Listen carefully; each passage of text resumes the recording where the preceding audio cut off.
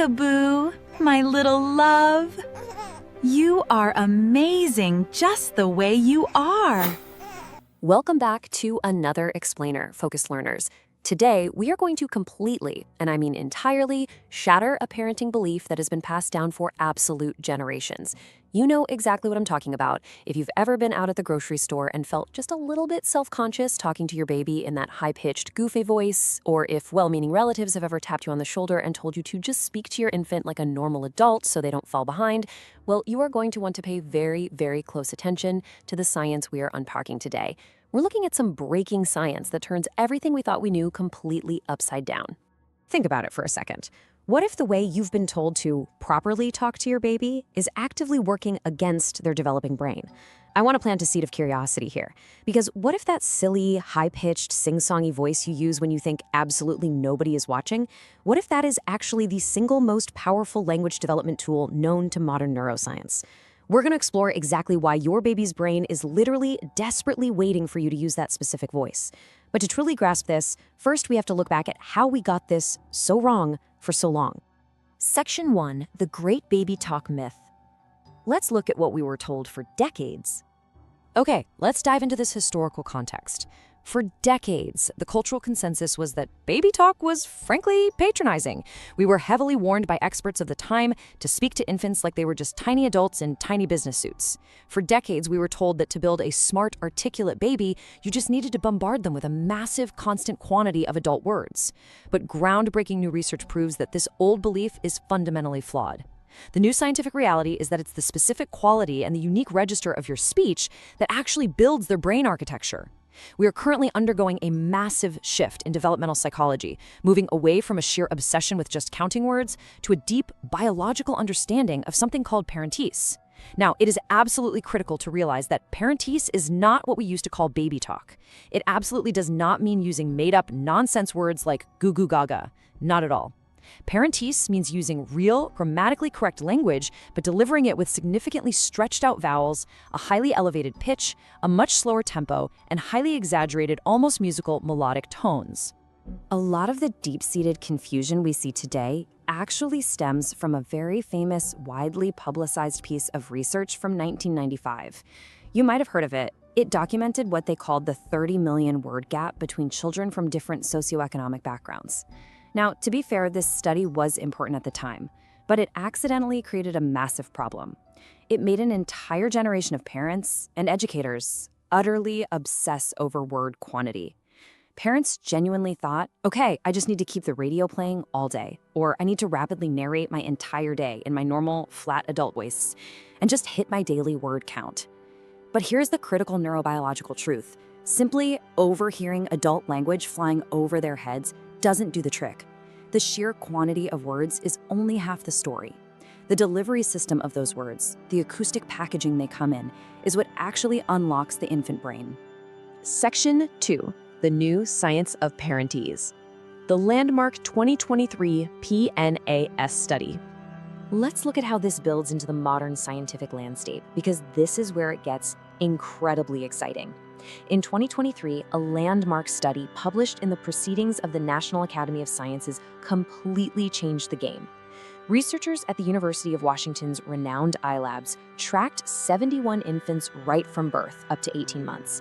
And they didn't just use surveys. They used highly advanced audio recorders called LENA Technology. Think of LENA like a tiny, highly sophisticated audio Fitbit for words that the baby wears. These incredible devices could actually distinguish between normal adult speech the baby simply overheard in the background versus high-quality parentese directed specifically face-to-face at the baby. The results? Absolutely staggering. Infants who were exposed to high levels of direct parentese had vocabulary sizes that were 30 to 40% larger by 18 months compared to the low-exposure infants. This is why you must understand this data. The specific quantity of direct face-to-face parentese was one of the strongest single predictors of language development ever measured in human history. Let that sink in. It actually outperformed socioeconomic status, it outperformed maternal education, and it outperformed the total word count in the home environment. As Dr. Patricia Kuhl, one of the absolute leading world-renowned researchers in this field, perfectly summarizes, parentese is not just cute. It's a teaching language. Babies taught with parentese learn language faster. This quote is a massive paradigm shift. When you use that voice, you are not dumbing language down for your child. In reality, you are actually giving them significantly more acoustic information than you would in a normal conversation. Your innate parental instinct to raise your pitch and stretch your words is an incredibly precise, biologically driven teaching mechanism. Section 3, Tuning the Auditory Cortex. How Parentese literally alters the brain. So the truly crucial point here is understanding exactly why this happens on a physical level. We are moving beyond just observing cute baby behavior. We are talking about literally tuning the auditory cortex of the human brain. When your baby is born, their brain is incredibly malleable, but it desperately needs the right acoustic signal from the outside world to organize itself. To really understand why this happens, we have to metaphorically look inside your baby's head. All human language is built from tiny things called phonemes. Phonemes are the minimal, distinct units of sound, like the subtle difference between a but sound and a p sound. Now, imagine your newborn baby's brain is trying to learn how to sort a massive, dumped-out box of colored crayons. To a newborn who is just hearing rapid, blurry, normal adult speech, all of those phonemes look like identical, muddy shades of gray. They blend together. And this brilliantly illustrates what Parentese actually does to solve that problem. Deep acoustic analysis shows that speaking in Parentese systematically expands what scientists call the acoustic vowel space by about 20%. So, going back to our crayon metaphor, if normal speech is a bunch of gray crayons, Parentese is like grabbing the remote control and turning up the brightness and the contrast on a TV screen to maximum. Suddenly, the red crayon is blindingly, vividly red, and the blue crayon is brilliantly, sharply blue. By naturally stretching your vowels and wildly exaggerating your pitch, you are physically pushing the individual sounds further apart from each other. You are literally handing your baby's primary auditory cortex a set of perfectly labeled, high-contrast sounds, which allows their developing brain to sort, categorize, and map them with incredible speed and accuracy.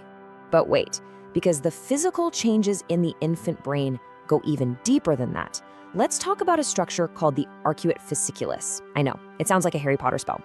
But think of this as the main, heavy-duty telephone line, connecting the part of your baby's brain that hears and comprehends language over to the part of the brain that actually produces language. When you engage your baby with high-quality directed Parentese, you are physically driving a biological process called myelination. Myelination is basically the process of wrapping thick protective insulation around that neural phone line so that the electrical signals can travel exponentially faster and clearer. So the next time someone rolls their eyes at you, just remember, your silly, embarrassing voice is literally acting as the physical construction material for your child's white matter infrastructure. Section 4, the dopamine and oxytocin booster, the chemical formula for learning. But it's not just about cold, hard acoustics and brain wiring. Ignoring this neurological shift is no longer an option. Language acquisition is deeply, inextricably tied to your baby's emotional chemistry. The auditory cortex doesn't just work in a vacuum. It requires a very specific, warm chemical environment to maximize neuroplasticity. When you get down on the floor, look at your baby face to face, and use that warm, delightful Parentese voice, you trigger a powerful dual chemical release in their brain. First, you release oxytocin. This is the calm and connect chemical. A flood of oxytocin literally quiets down the infant's amygdala, which is their primitive inner alarm system. This makes them feel entirely wholly safe. Second, the exaggerated pitch of your voice triggers dopamine, a potent learning booster that activates right in their prefrontal circuitry. So think about this chemical cocktail. When their inner alarm system is completely quiet, and their internal reward system is firing on all cylinders, the learning door of the infant brain is thrown wide open, allowing them to record information permanently. Section 5.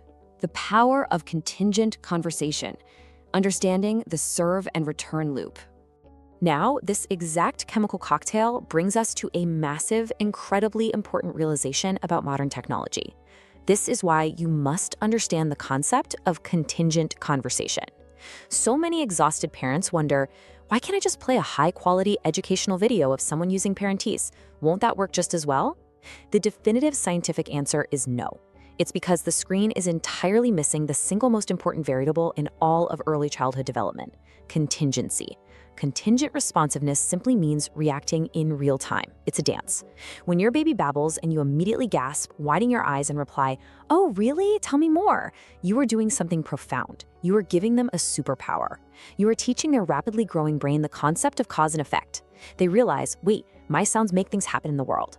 A flat screen simply cannot pause, accurately read a baby's babble, and respond with perfect, emotionally attuned timing. Only a human being, only you, can do that. And I want to give you some deeply actionable empathy right here, because closing this serve and return loop absolutely does not require you to be on and performing 24 hours a day. Nobody can do that, and the science doesn't ask you to. It just requires brief, fully present micro moments. Here is the simple formula. Step 1, just wait for their serve. It could be a coo, a random babble, or just reaching out a hand. Step 2, make warm, genuine eye contact. Step 3, respond immediately using your high-pitched, exaggerated parentese. Oh, you see that toy? That's it. That single, simple, 10-second loop repeated naturally throughout the day when you have the energy provides astronomically more developmental fuel for the infant brain than literally hours of passive background noise or screen time. Section 6. Your voice is a miracle. Witnessing biology in action. Look at Let's you. take a breath and Mama, completely reframe how you view yourself who's as a parent right happy now. baby? If you have ever felt utterly exhausted trying to do everything perfectly right, or if you've ever felt judged for how you interact with your child in public, it is time to shift from feeling like you're constantly managing a problem to realizing you are witnessing an absolute miracle of biology.